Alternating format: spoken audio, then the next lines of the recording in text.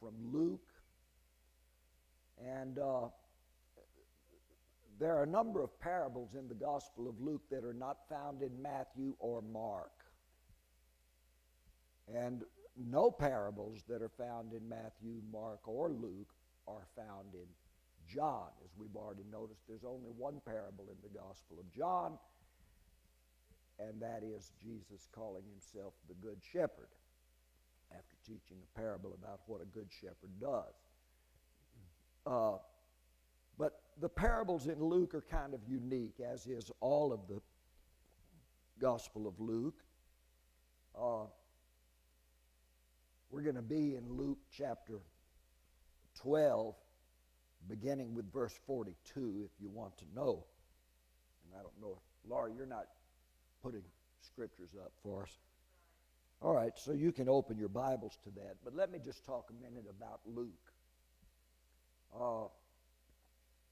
Why do we have four Gospels, Matthew, Mark, Luke, and John, since they all tell basically the same story? Jesus came as a man. He began his ministry. It lasted somewhere between 2.5 and 4 years. Scholars debate on that. We traditionally say 3 years or 3.5 years, but there's really nothing to anchor that on. But still, we have his ministry, and many of the teachings and miracles that occurred during his ministry and confrontations are found pretty much vindicated by Matthew, Mark, and Luke. And then Jesus is arrested in prayer, and after a week being in Jerusalem, since he rode in on the donkey, and then that's in all four Gospels. Then he's taken and put on trial and crucified the next day. 3 days later, he rises again. And according to two of the Gospels, I believe he's seen on earth for 40 days after he rose from the dead. And according to two of the disciples, or two of the Gospels, he ascends up into heaven. Mark tells that once, and Luke tells it twice, both at the end of the Gospel of Luke and the beginning of the book of Acts, that Jesus ascends up into heaven.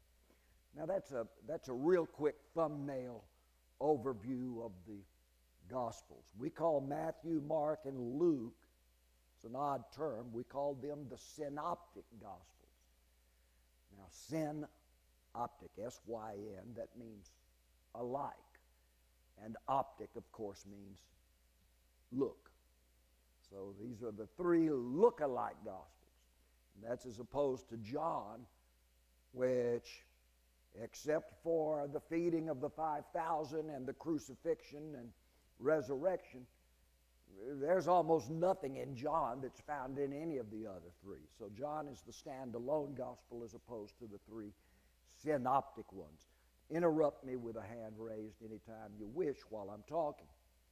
I want to get to a point about the parable or two we're going to discuss in Luke in just a few minutes.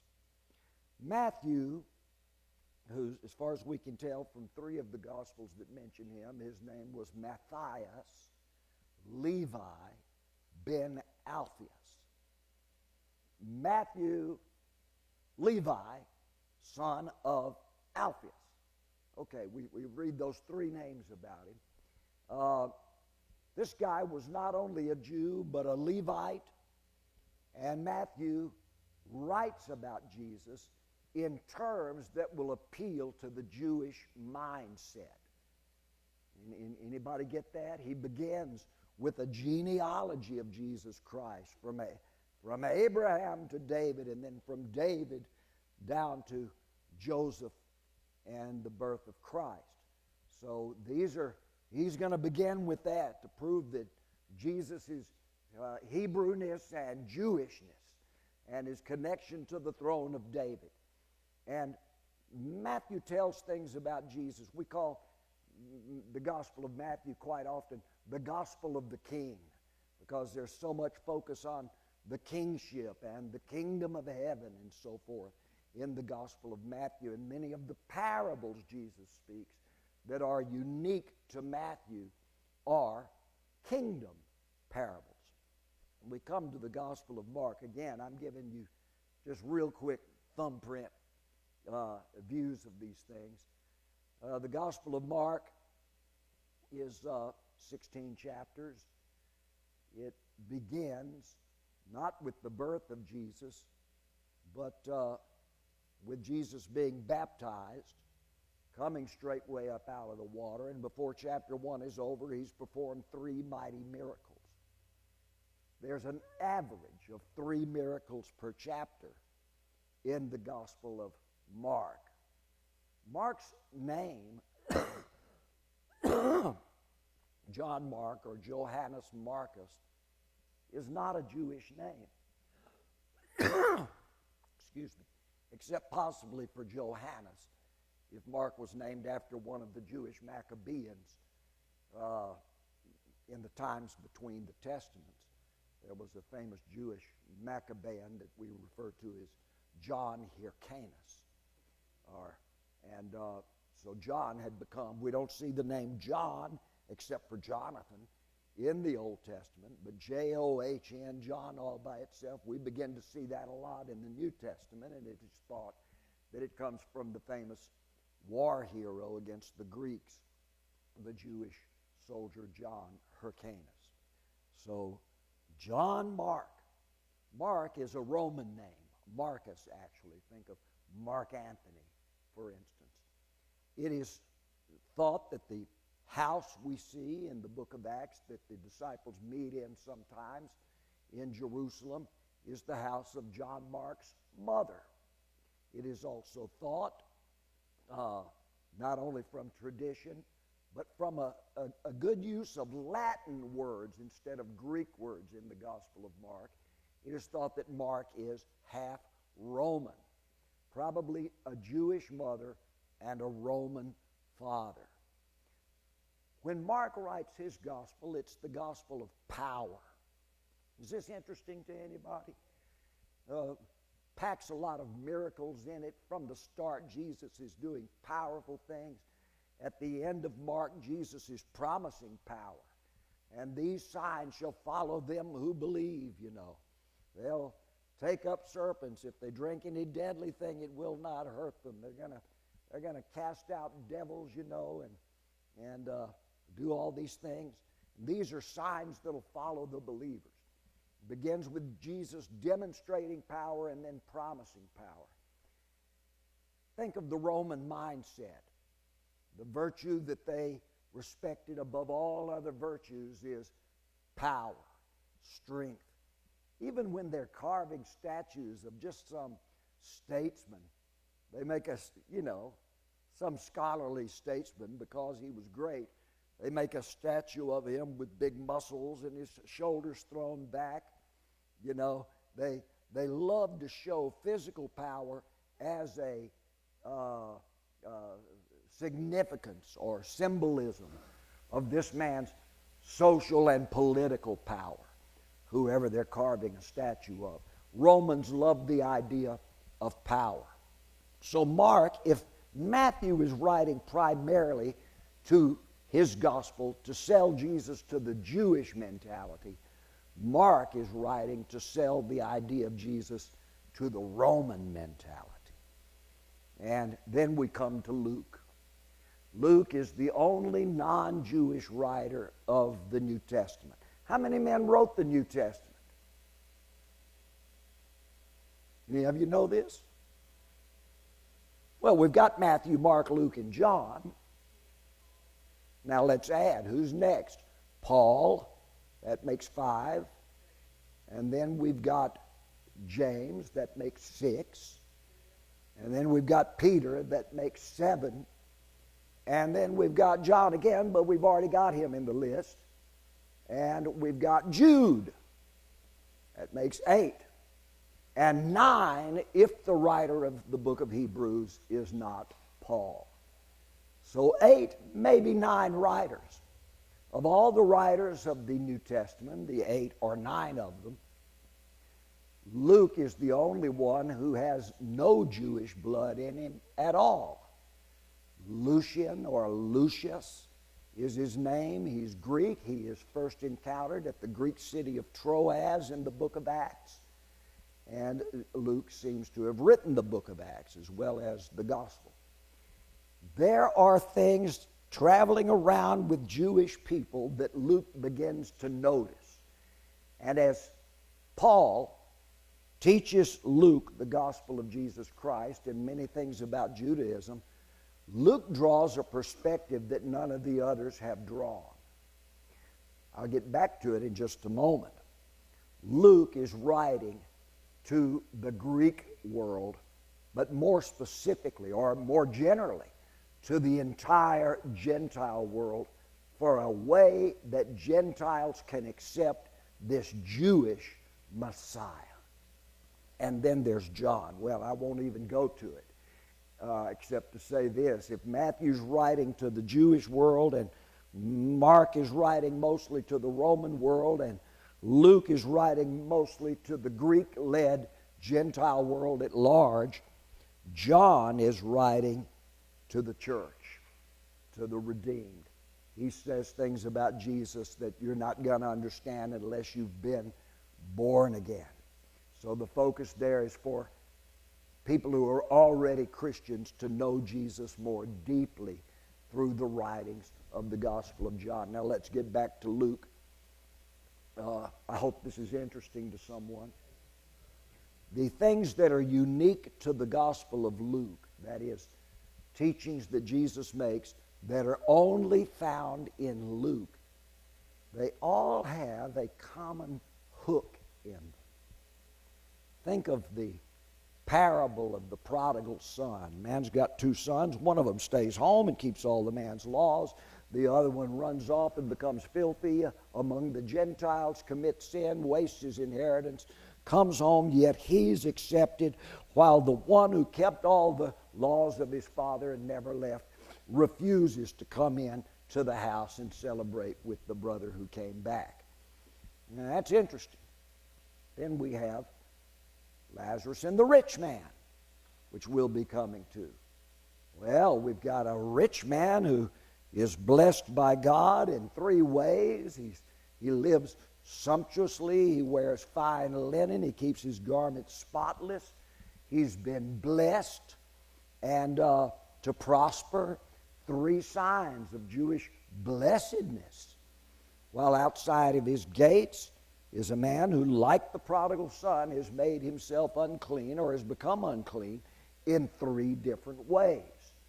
Prodigal son was unclean because he lived in a foreign country among the unclean peoples, because he was with harlots, and finally because he's with pigs.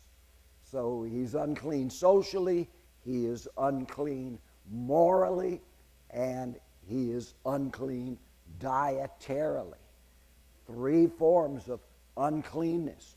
Well, here's Lazarus in the street, another Luke parable. Is this interesting to you? Lazarus is unclean and unacceptable in all three of those same ways. Number one, like the prodigal son being in the foreign country, Lazarus is outside the gate. He lives in the street. Number two, he is unclean ceremonially. He is with dogs. He eats with dogs and feeds dogs, and dogs are close enough to him to lick his sores. And there's his third uncleanness. He's got running sores. And that makes him physically or medically unclean. And yet, when the blessed rich man dies and the unclean Lazarus dies, the rich man does not go to the blessed afterlife, but rather lifts up his eyes in hell. Whereas Lazarus, who could never achieve the afterlife, is carried by angels up to the bosom of guess who? The father of the Jewish people, Abraham. So he becomes accepted in all the eternal blessings as a child of Abraham, while the one who was a child of Abraham, by the way, the rich man in hell cries out to Abraham and says, "Father Abraham." And Abraham responds to him and says, "My son." But still, being a child of Abraham don't get you to heaven. Now that's a point we only find in Luke. Am I making sense to anyone?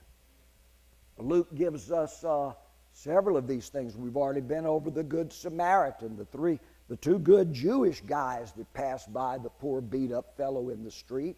Won't lift a hand to touch him. They don't want to become ceremonially or physically or morally unclean by touching somebody that is unclean.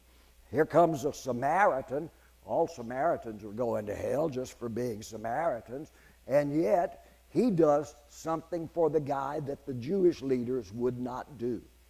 And so it goes. I could go through several more of these things.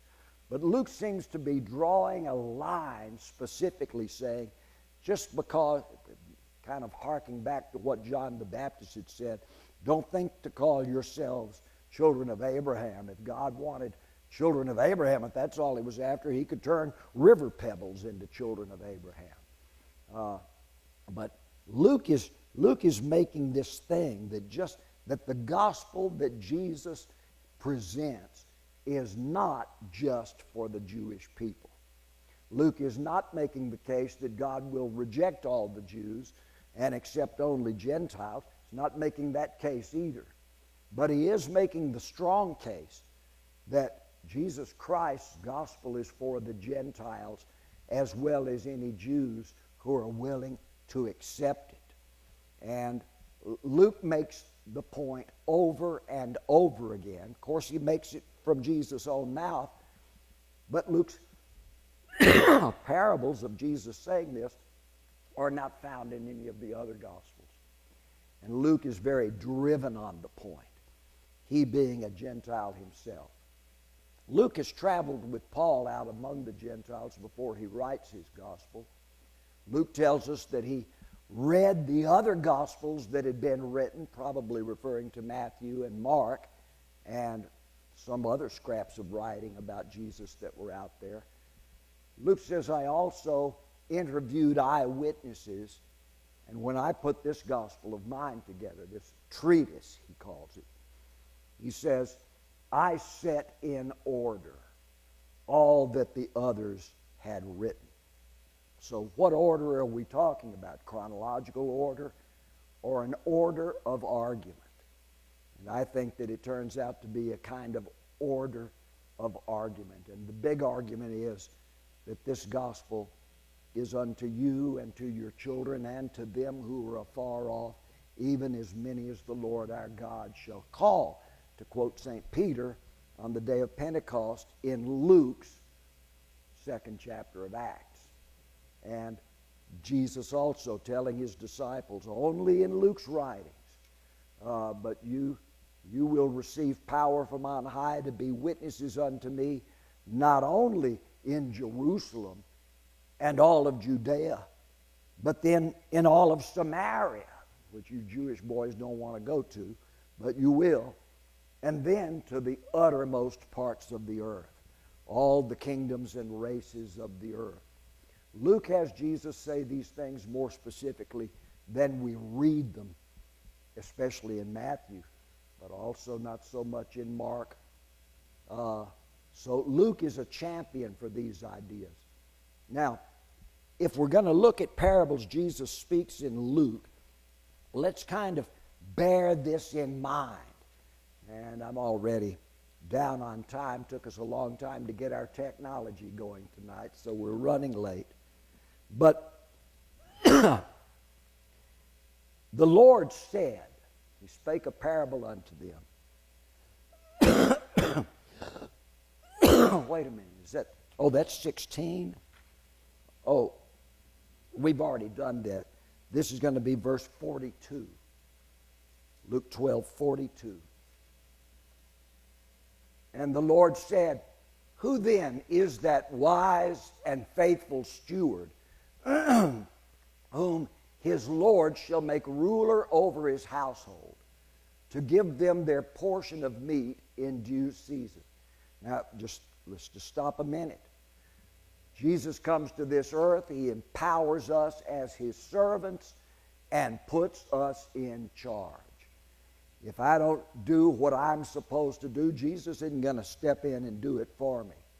He's anointed me. He's anointed you to follow with His giftings the workings of your responsibilities and obligations in His kingdom. In fact, you should often point to yourself and say, if I don't do it with God's help, it's not going to get done. And you might not like that. We charismatic, holy roller, Pentecostal type people, we really believe in God stepping in and working miracles.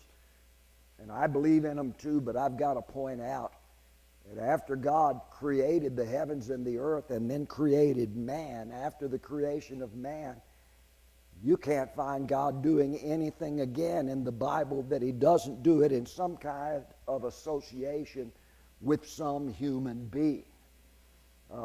Everything He does it through a person. He doesn't make the sun and moon to stand still. Joshua does, and God hearkens to Joshua's voice. I was going through a list of these things. God doesn't do these. He works miracles, but He works them through us or in some kind of association with us. Of course, I mentioned it one time here, and a sister said, well, what about when God closed the door on the ark? I said, what door? She said, you know the door on the ark? I said, what ark? And I said, you know. She said, you know, the ark Noah built. I said, oh, so God closed that door. But if Noah hadn't built the ark and put a door on it, God wouldn't have had any door to close. So what are we talking about? God doesn't do anything unless He's got us involved in some way for the doing of it. Somebody give me a nod. So that's what Jesus is talking about. Here's a faithful and wise steward, hello, and God, or His Lord, let's say Christ, makes him ruler over all His household. Here's Christ saying to you, James Potter, this is my household. I'm going away. I'm making you ruler over my household. Let's see what you're going to do with it. Potiphar made Joseph ruler over all his household. And Potiphar stood back, we're told famously, there in the book of Genesis, that Potiphar did not know anything about his own business. He turned it all over to Joseph. Something very similar to that is seen between Nebuchadnezzar and Daniel as well, and a couple of others. Here's Jesus talking about Himself. Yes, that's the way I do it. I empower someone and permit that someone. Both power and permission. Say those two words with me. Power and permission. Look at the 3 days of creation. God creates the heavens and the earth. They're empowered. But then what's His first word? Let. That's permission. And it's the same in the Hebrew. In fact, it's stronger in the Hebrew. It means, that doesn't mean I command the light to shine, but He says, I permit the light to shine. Light, I allow you to shine. Shine however you will. Uses the same language talking to the plants. Let them grow wherever they will. He's empowered them to grow. Now He allows them to grow in the way they can. Says the same things to the birds, says the same things to the fish, and then says the same thing to man. I make man, I empower man, then I give permission to man. Well, I like that. This is a faithful and wise steward, and the Lord makes him ruler over all his household. To do what? To be served by the household? No, to serve the household.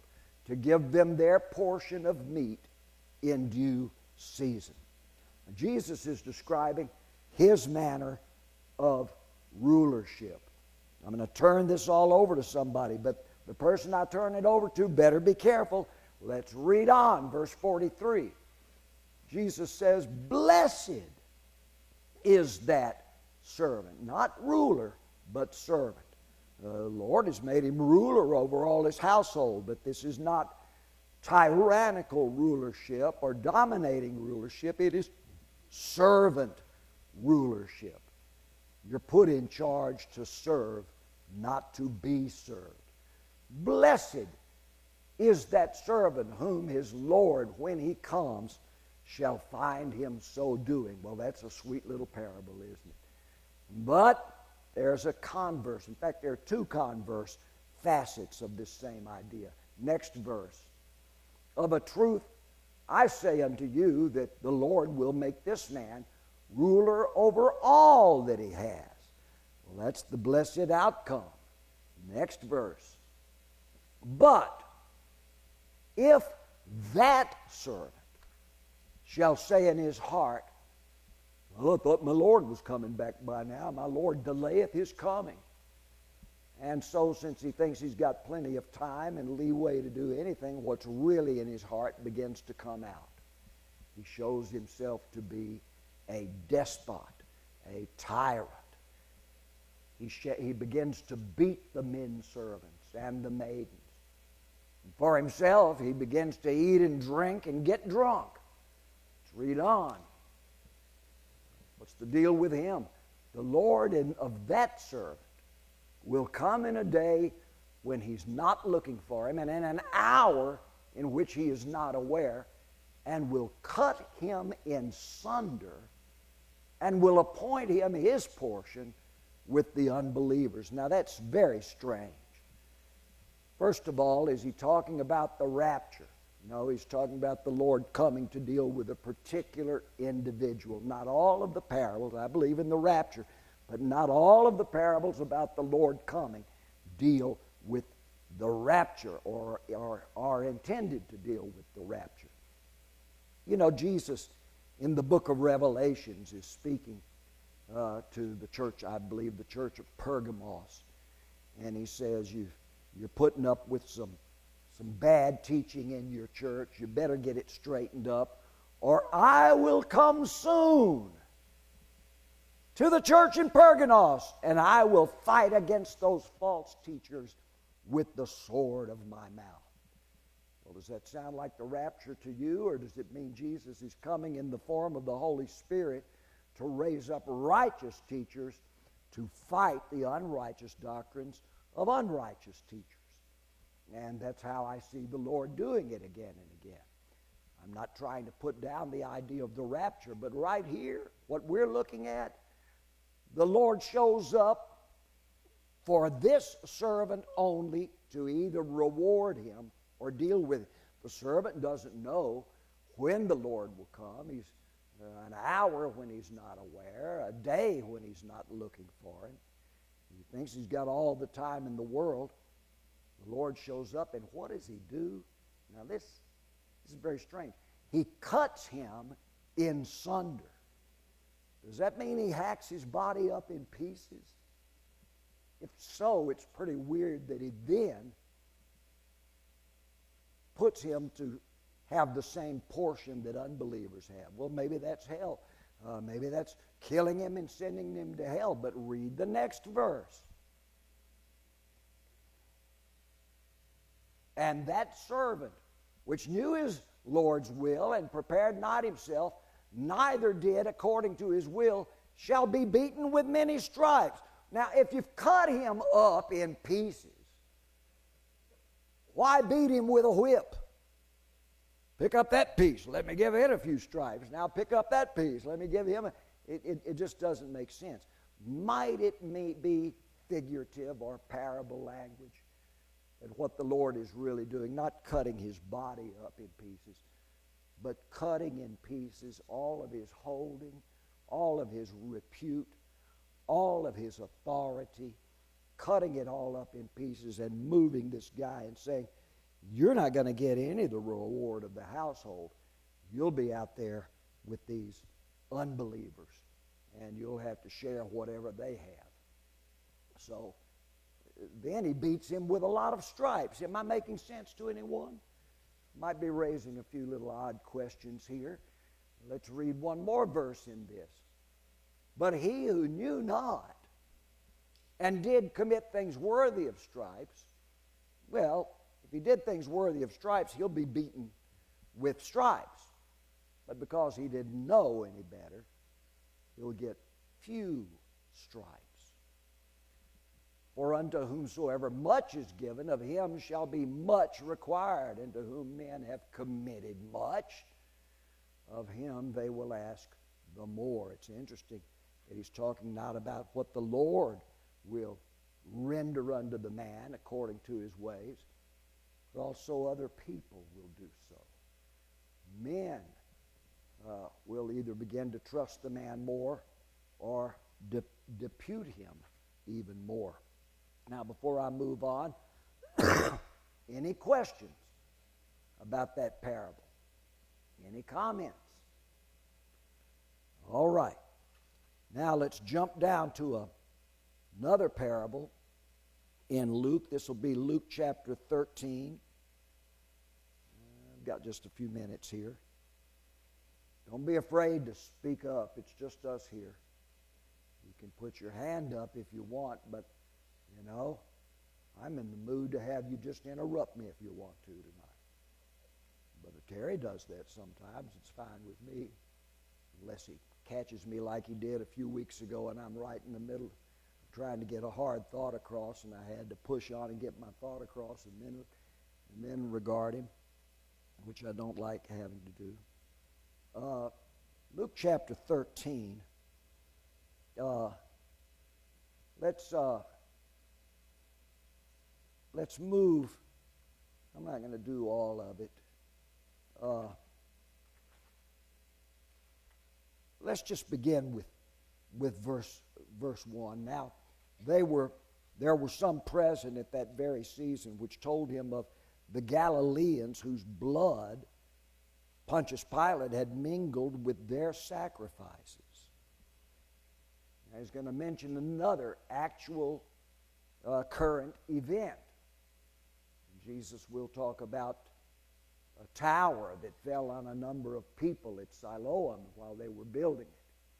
So here's two terrible things that have happened.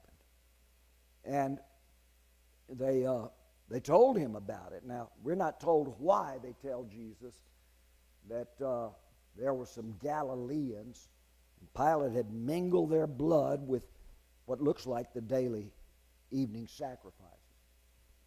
This gives us one of the few external clues outside of the story of Jesus' trial before Pilate about Pilate himself.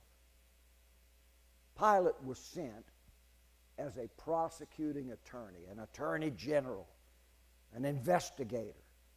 The former governor had been frightened out of the country of Judea by certain Jewish extremists known as the Zealots. And this was nobody knew who belonged to it. It was a secret organization of assassins, Jewish assassins. And their thing was to go around and assassinate various Roman officials. And they were terrorizing Roman officers, Roman officials. These people were found dead in their beds.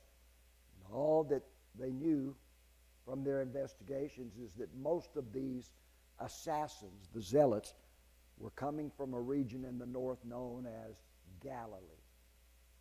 So we will find that Galilee is a big focus of Pilate's investigations. In fact, he's very interested when he is told that Jesus is a Galilean,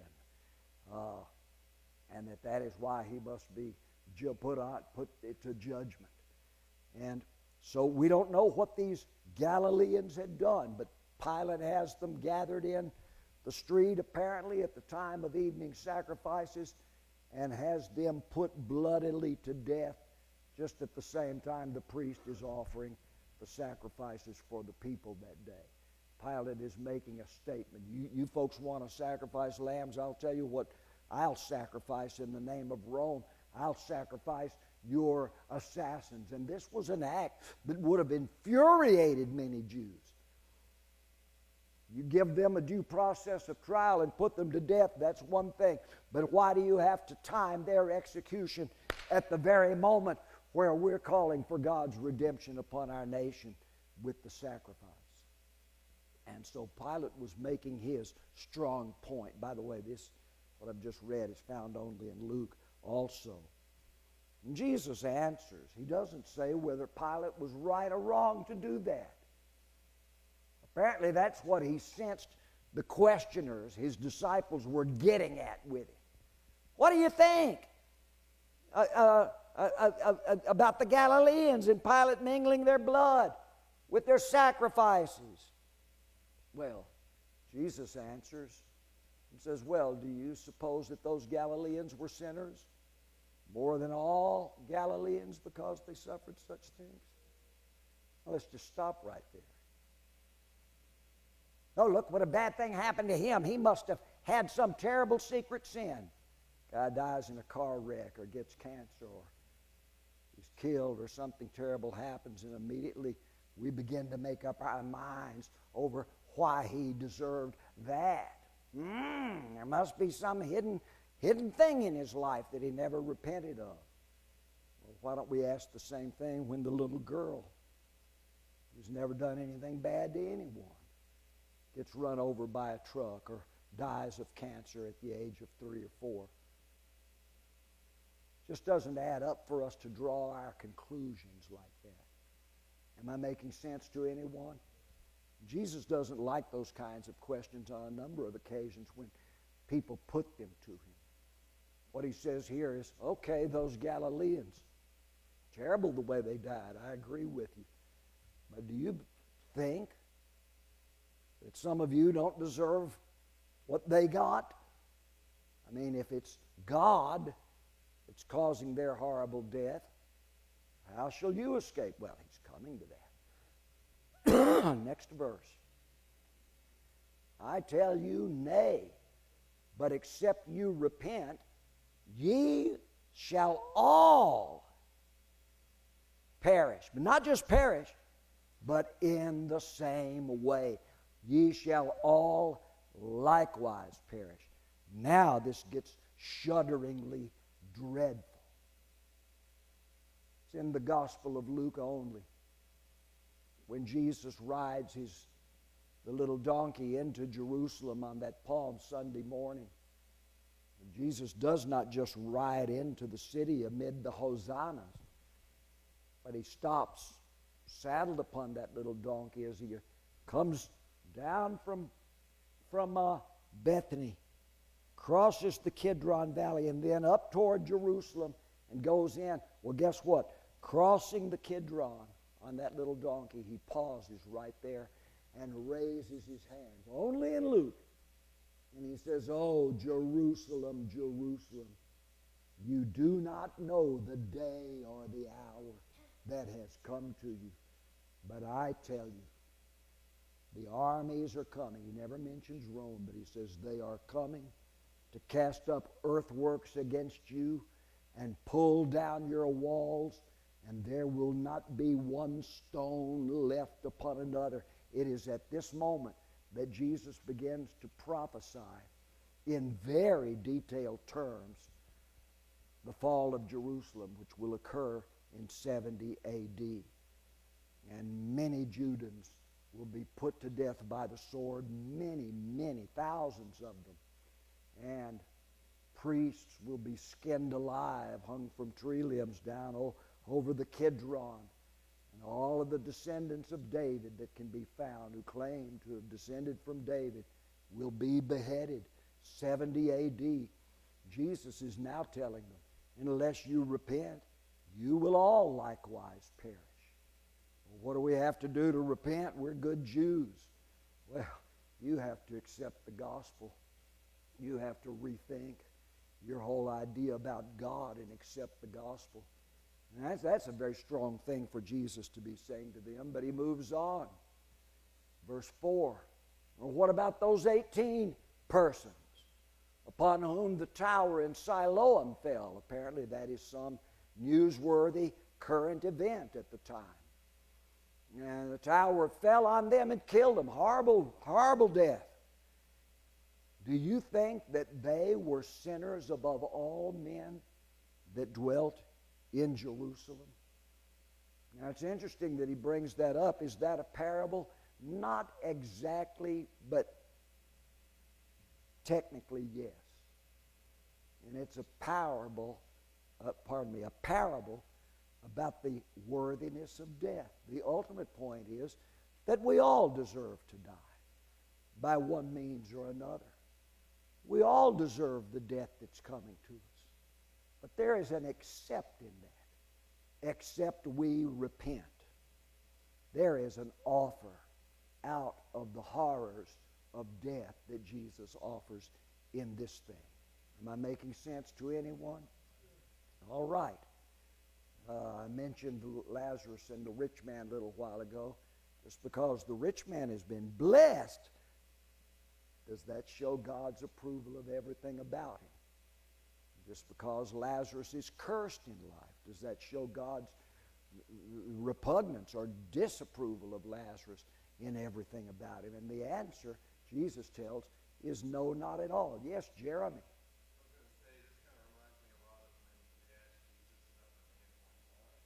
Same thing, Matthew chapter 9. Yeah. No, John chapter 9. Yeah. Here's a man that was born blind. Why did God do that to him? Was it because his parents sinned or because he sinned? Two stupid questions. Jesus wouldn't answer either one of them.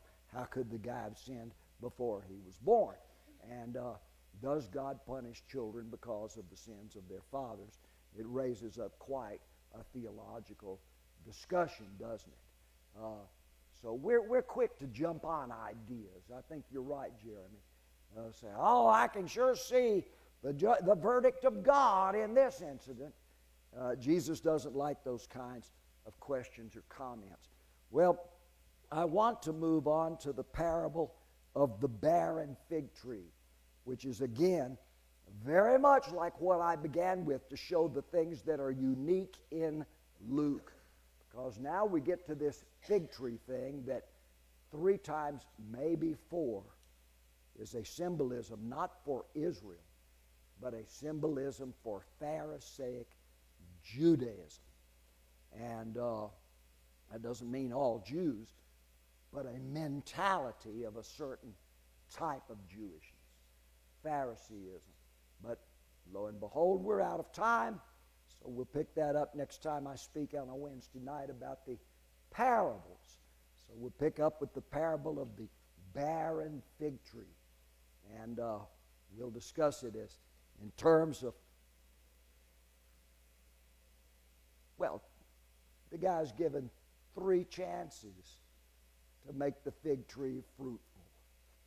We'll discuss what those 3 chances might be if we take the fig tree as Judaism and look back at 3 major chances they had to be made fruitful and still were not.